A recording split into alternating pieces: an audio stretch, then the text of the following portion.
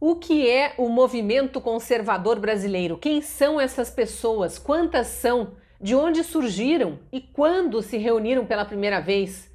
Bem, todas essas respostas, de certa forma, estão sendo mostradas num filme que está em lançamento no Brasil, um documentário chamado Nem Tudo Se Desfaz, do documentarista e cineasta Josias Teófilo. Eu sou a Cristina Grêmio, colunista da Gazeta do Povo, e gravei uma entrevista com o Josias para a gente ter um pouco mais de entendimento acerca desse movimento político tão forte, tão robusto, que leva milhões de pessoas para as ruas no Brasil há anos e que é desprezado por uma parcela até da política brasileira como se fosse algo que não existisse, algo forçado, algo associado inclusive a fake news, como eles gostam de classificar. Assista a entrevista que você vai gostar. Eu estou então com o cineasta Josias Teófilo aqui para falar sobre essa maratona de lançamento do novo documentário. Vou deixar você se apresentar e explicar o que é esse filme afinal, que mensagem ele traz para os brasileiros. Obrigada pela entrevista. Eu que agradeço. Bom, o filme trata sobre as causas da eleição de Bolsonaro que remetem à jornada de junho de 2013, né? É a causa e a consequência. A causa é a jornada de junho, aquela insatisfação popular. A consequência é a eleição do Bolsonaro. E termina aí o filme. No dia da posse, inclusive, é a última imagem do filme. Então, o que eu queria é interpretar a história recente do Brasil, dar sentido ao caos, né? É uma tentativa de compreender tudo que aconteceu, essa ascensão da violência, do ódio político, dessa divisão tão grande na sociedade brasileira que eu acho que nunca teve uma divisão tão grande, né? Eu queria que você explicasse um pouco, Josias, essa linha cronológica que você estabelece para dar corpo ao filme, né, ao documentário, porque você começa lá nas manifestações de junho de 2013, que foram um tanto dispersas até nos propósitos, né, nos pedidos dos manifestantes, e chega depois, passa pelo impeachment da ex-presidente Dilma e chega depois na eleição do presidente Bolsonaro, analisando os movimentos de rua mesmo. Como é que você faz essa ligação entre uma manifestação e outra, um momento e outro da sociedade brasileira? Sim, olha, o filme tem 4 movimentos, né? E os movimentos eles se ligam por uma relação, né? Que é a seguinte: primeiro, vem a jornada de junho de 2013, que provocaram um grande temor na classe política, né? Porque eles viram muita gente na rua, as pessoas tentando entrar e destruir, e produzir, né? O caos realmente. E eles ficaram com muito medo e por causa disso eles aprovaram a lei de delação premiada, que possibilitou o impeachment, a prisão de Lula e impossibilitou o PSDB como oposição, porque o que se esperava é que quando o PT caísse, chegasse o PSDB, né? Mas isso não aconteceu. Por quê? Porque as pessoas notaram que o PSDB estava tão envolvido quanto o PT, só que tinha roubado mesmo porque não estava no governo federal. Então, a ideia é que a classe política estava completamente corrupta. E aí vem uma figura que estava fora desse esquema, que era um deputado do baixo clero, um deputado que era muito odiado na imprensa, etc., né? E aí ele vai, então esses 4 movimentos eles se relacionam, né? Vem a jornada de junho de 2013, o impeachment, a prisão de Lula e a eleição de Bolsonaro. E aí o quarto movimento é sobre as causas da eleição, né? Então as coisas vão se conectando como temas de uma sinfonia. Então, não é à toa que eu divido o filme em movimentos, né? Primeiro movimento, segundo movimento, terceiro, porque é como se fosse uma sinfonia das massas. E a sinfonia é o gênero musical das massas. Por quê? Porque ela recebeu seu grande prestígio com a Sinfonia número 3 de Beethoven, que ele fez no contexto das invasões napoleônicas, né? Primeiro dedicando a Napoleão, depois rasgou a dedicatória. Então, os movimentos de massa, a sinfonia é a música das massas. Então, é isso que eu vejo. Aí você detectou uma ligação entre esses 4 momentos, né, esses movimentos que você chama, e conseguiu, de alguma forma, com o teu documentário, mostrar, eu não sei se nascimento é a palavra certa, mas talvez a revelação dos conservadores brasileiros, que até então ninguém sabia sequer que existiam, né, como uma massa política, digamos assim. Sim, exatamente. É a chamada nova direita, né? Então, a nova direita ela se diferencia muito da velha direita, né? Porque ela é muito ideológica, ela não tem vergonha de se dizer de direita, ela usa muito as redes sociais. Então, o nascimento da nova direita não estava registrado no cinema brasileiro. Não tem nenhum filme que trate disso. Tem alguns episódios, aliás, tratados de forma muito caricatural, como se fossem militaristas, pessoas que odeiam, ou então gente que fica rezando como fanáticos dentro do Congresso Nacional. Era representado assim. A nova direita é uma coisa complexa, é um fenômeno cultural que veio para ficar. Bolsonaro pode até perder em 2022, mas a nova direita não vai desaparecer. O movimento editorial, que é imenso, criado pela nova direita, especialmente por Olavo de Carvalho, né? Ele veio para ficar, até porque é uma coisa rentável, é um meio que tem uma grande quantidade de cursos, né? E um meio que ainda pode ser muito explorado, está sendo muito pouco explorado, na verdade, né? Porque existe uma grande parcela da população sedenta por consumir, inclusive, produtos culturais feitos pela nova direita, e o cinema brasileiro só olha para um lado. Eles só querem saber, e não é nem a questão de um lado, eles só ficam remoendo os mesmos temas. Aí vem Wagner Moura e faz um filme sobre Marighella. Aí vem mais filmes sobre Tropicália.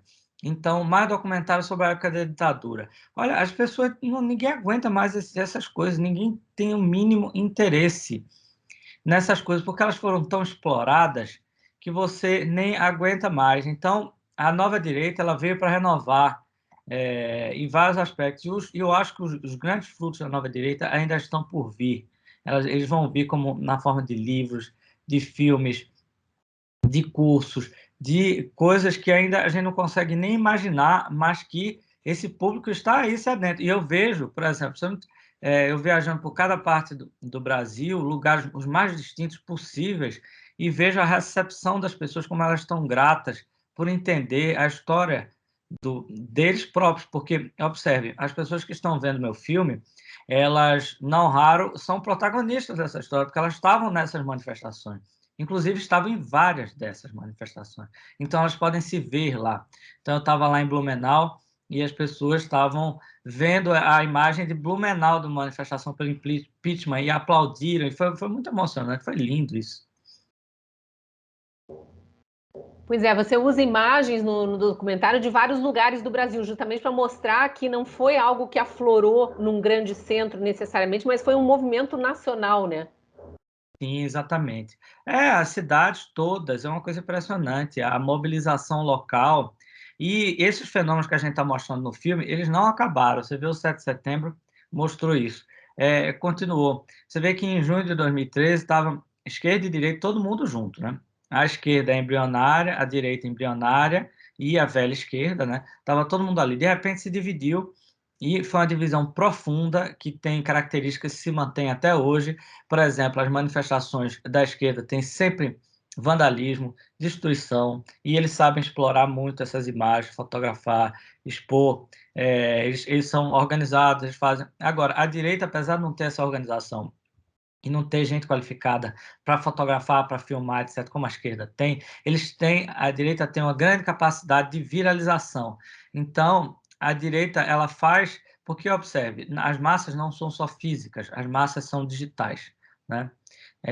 As massas, elas nascem digitalmente, porque elas se organizam, os grupos se organizam para convocar, e aí as pessoas se encontram ao vivo, depois elas vão e compartilham digitalmente aquilo, e aquilo repercute também ao vivo. Então, é um intercâmbio entre as massas físicas e as massas digitais. É um fenômeno que precisa ser entendido.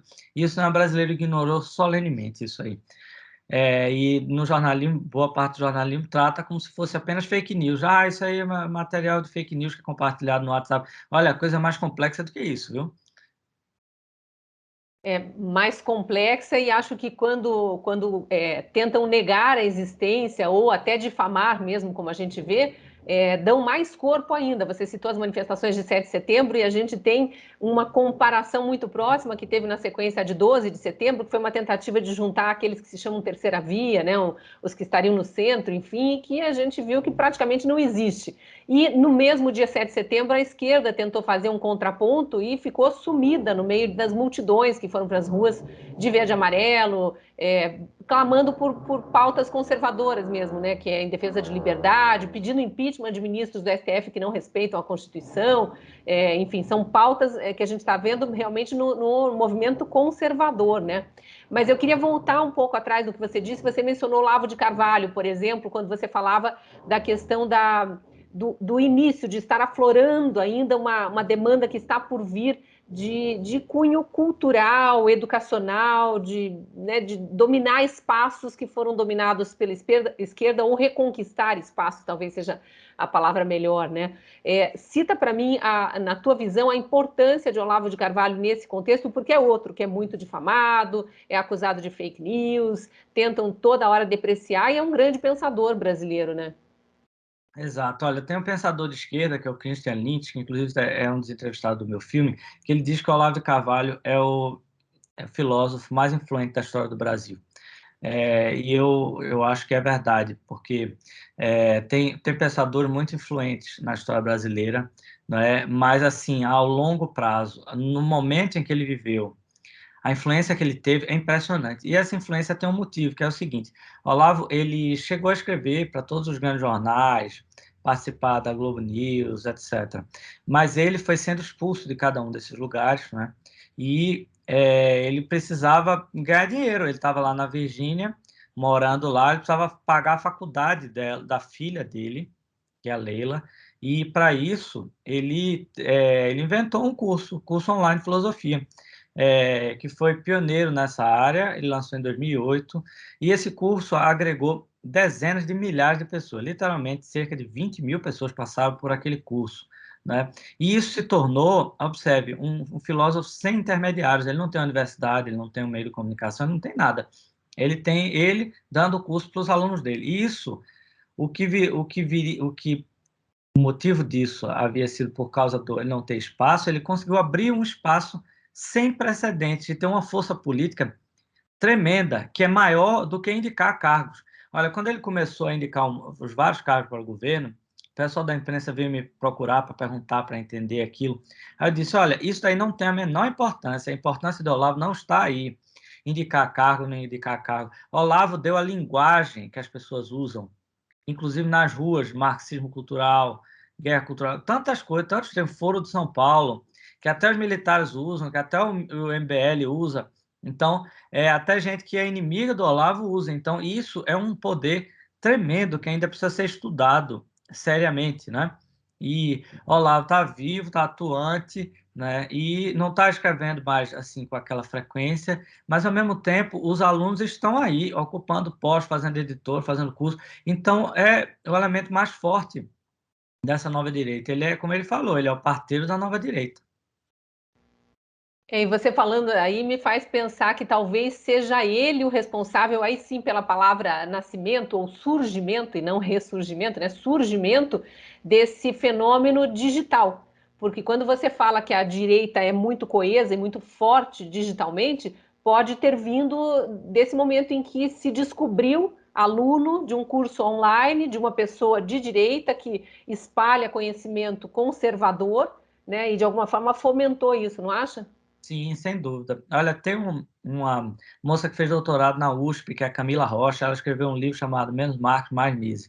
Eu li o livro, e o livro é excelente, e ela fala uma coisa que eu não lembrava, que eu vivi, mas eu não lembrava, que é: a nova direita nasceu no Orkut. Então, Olavo, ele tinha Orkut com os amigos e falava lá nos grupos do Orkut. E eu era amigo dele no Orkut. Depois foi tudo para o Facebook, né? Mas então, como as pessoas não tinham, primeiro, ele estava nos Estados Unidos, aí precisava falar pela internet. Aí foram nascendo as redes sociais. Ele criou um programa de rádio, que também teve grande influência, porque moldou toda uma linguagem, né, e uma forma de atuar politicamente, né? E depois uma forma de usar massivamente as redes sociais e os memes. Então, se você vê os meninos que criaram a página Bolsonaro Zoeiro, que é uma página importantíssima, porque quando essa página foi criada, Bolsonaro tinha 10 mil curtidas no Facebook. Imagina, era muito pouco. A página Bolsonaro Zoeiro, que é uma página de memes, foi a página que introduziu a ideia de Bolsonaro presidente. E são meninos da periferia de Fortaleza que hoje trabalham aqui com o presidente, vieram trabalhar com o presidente, cuidam das redes sociais. Pois bem, eles criaram essa página de memes e são todos alunos do Olavo. E a forma de usar, e é o politicamente correto, a forma de usar palavrão, da brincadeira, de zoar, etc., foi tudo tirado dele. Eu peguei isso tudo, registrei isso tudo e nós vamos ter um extra só sobre isso no filme, né? Aproveita então que a gente voltou a falar do filme especificamente, explica como que o filme está sendo lançado, onde, como que as pessoas podem assistir. Olha, são 14 sessões em 12 cidades já aconteceram.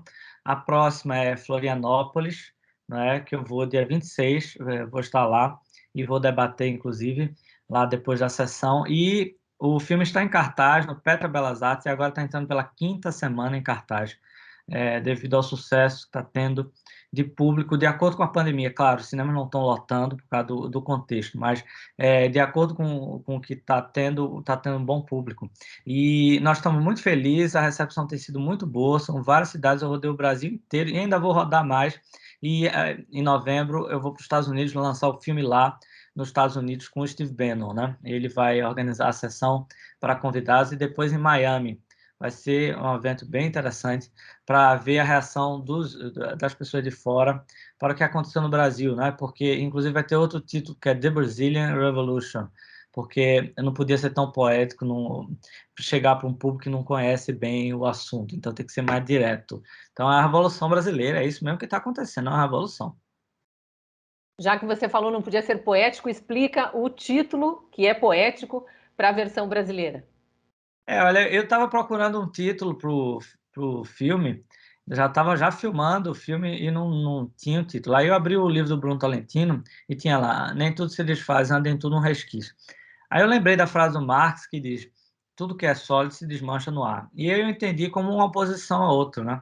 Então vem o Marx e diz, tudo acaba. E vem o Bruno Tolentino e diz, não é nem tudo, tem muita coisa que permanece. E se você ver, tem mesmo. Como eu falei, Trump não foi reeleito, Bolsonaro pode não ser reeleito, mas a influência da nova direita ela veio para ficar e não vai acabar tão cedo, né? É um movimento cultural que tem uma grande força. Agora, o que não se desfaz do título especificamente é a atuação das massas no campo político, né? Isso veio com 2013. Existe, inclusive, tem até um símbolo físico dessa questão do medo que os políticos têm da massa, que em junho de 2013, os políticos colocaram aqui na Praça dos Três Poderes as barricadas na rua, que isso não estava previsto no projeto de Brasília. Inclusive, a filha do Lúcio Costa criticou muito isso. Ficou até hoje. Então, isso não estava previsto. Isso demonstra realmente o medo que os políticos têm da massa. E a massa é o grande protagonista da história brasileira. É a massa que está movendo a história do Brasil. É isso que o filme quer mostrar. Tá, então o título é Nem Tudo Se Desfaz, em português, e está em cartaz em alguns cinemas por enquanto. Qual é a tua previsão para os próximos meses aí, depois que terminar essa temporada, essa maratona aí de lançamento? Bom, aí a gente vai lançar nos Estados Unidos, depois vai lançar online no nosso próprio site o filme e o pacote completo do filme com vários extras, com temas específicos, procurando documentar a nova direita e esse fenômeno que aconteceu recente no Brasil, né? Aí vai estar tudo disponível no site www.nemtudossedesfaz.com e depois vai para os streamings, né? Aí vamos ver qual, ainda não sei exatamente, e depois nós vamos autorizar para que as pessoas façam sessões em universidades. O Jardim das Aflições já foi exibido em mais de 20 universidades, né? E eu espero que esse seja exibido, de preferência, em todas as universidades federais brasileiras, né? É isso que eu quero, porque chegou a hora das pessoas terem, realmente, verem visões distintas dentro do cinema brasileiro, ter diversidade de expressão, liberdade de expressão. E olha, diversidade não pode ser diversidade só sexual, não. A diversidade pode ser de opinião também, entendeu? Então chegou a hora disso aí. Verdade, precisa surgir o movimento LGBT aí com outro significado para a sigla, mas para a liberdade de opinião, para a liberdade de cátedra, de estudo, de tudo, porque é muita dominação, é muitas décadas de dominação de um pensamento único, né? E agora, óbvio que o sistema se contorce para impedir que novas ideias entrem e participem do debate, né?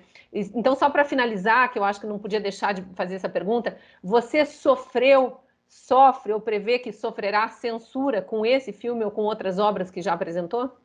Olha, sempre estão tentando censurar, inclusive, dentro da Ancine a gente teve grande dificuldade com as questões legais, etc.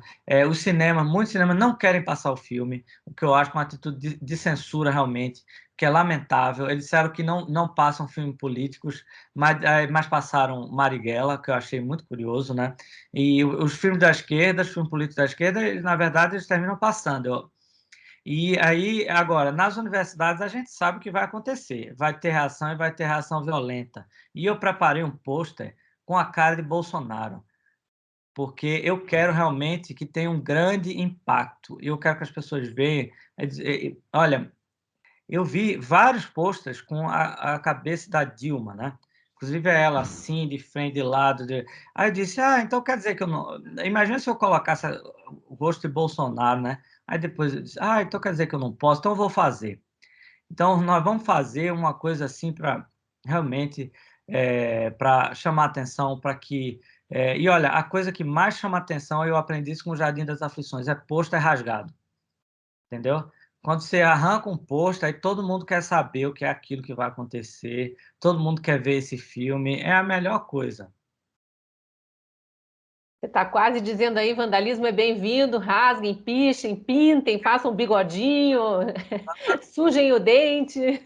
Só não atrapalha a exibição, porque a gente precisa ouvir o que está acontecendo, é a única coisa que eu peço. E eu pedi também para que as pessoas sejam pacíficas, do nosso lado, a gente só quer exibir um filme, a gente quer colocar aqui uma bandeira, e a bandeira é a da liberdade de expressão. Entendeu? A gente vai aqui, ouve o filme. Se você não gostar, comenta, não tem problema nenhum. Ninguém é obrigado a gostar do filme. Pode esculhambar com tudo, falar do diretor também, pode falar o que quiser. Agora, a gente precisa ouvir, as pessoas precisam ver e julgar por si próprias, inclusive dentro das universidades. Exatamente, universidade é para isso, né? Um espaço para debate, para compartilhar conhecimento, para aprender mais. Obrigada, viu, Josias? Sucesso para você com o teu filme. Parabéns, né, pela documentação realmente super necessária da história recente brasileira. Obrigado. Obrigado também a você que nos assistiu até agora.